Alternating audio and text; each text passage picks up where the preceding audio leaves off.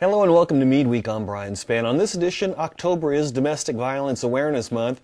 Fire Prevention Week includes with a festival, some guidance on vehicle decals, these stories and more. But first, the Freedom Inn dining facility hosted a special guest Wednesday afternoon. Miss America 2011 Teresa Scanlon stopped by to have lunch, sign photographs, and take pictures. Here, let me sign one of these for you as well. I'll stock you up with Sharpies. Oh, thank you. You do have a lot of Sharpies. I know.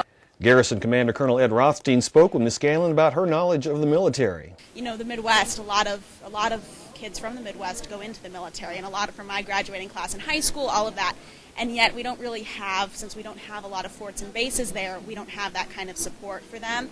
And so it's great to be here and be able to work with a very strong USO and visit the actual forts and bases that we don't really have as much in the Midwest. So I would love to continue to be involved, so let me know anything that I can do over the next several years. I'll be close by in your neighborhood. Absolutely. Thank you very much again for being here. I think we're going to sit you down. You're going to sign some autographs and meet a lot of our great service members. Thank you. Thank you. In other news, October is Domestic Violence Awareness Month, and that's not just for the military. That's according to the Office of the Secretary of Defense Family Advocacy Program Manager Kathy Robertson, who also says it's time to share what help is available for service members and military families. Domestic Violence Awareness Month is a national annual occurrence. It's not just a DoD observation. It's in every major agency and civilian community. So it's something that's been around a long time. And so it's important during this time that we really show the resources that are out there for people, and that we raise the awareness that this is a serious public health issue. Ms. Robertson says that the Family Advocacy Program's goal is for victims to feel safe and comfortable in coming forward to get the help that they need. In a related story, the week of October 23rd is designated as Red Ribbon Week. Red Ribbon Week began in 1985 after the kidnapping, torture, and murder of Drug Enforcement Administration agent Enrique Camarena. Today, the Red Ribbon celebration brings millions of people together to raise awareness of the dangers of alcohol, tobacco, and other drugs, and encourage prevention, early intervention, and treatment services.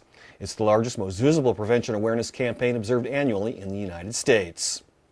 Garrison Commander Colonel Ed Rothstein and Command Sergeant Major Charles Smith marked the occasion Thursday morning by wrapping up 2 trees in front of Garrison headquarters with red ribbons and signing the Garrison's annual proclamation.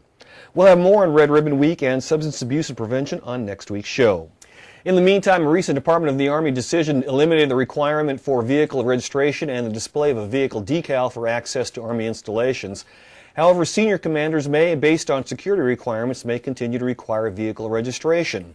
So what's happening here at Fort Meade? The Emergency Services Directorate published some guidance last week. The Military District of Washington has directed the implementation of the decal policy effective the 1st of November. Officials urge you not to scrape decals off your vehicles until after the 1st. You can continue to register your vehicle through October 31st if you want to maintain a decal.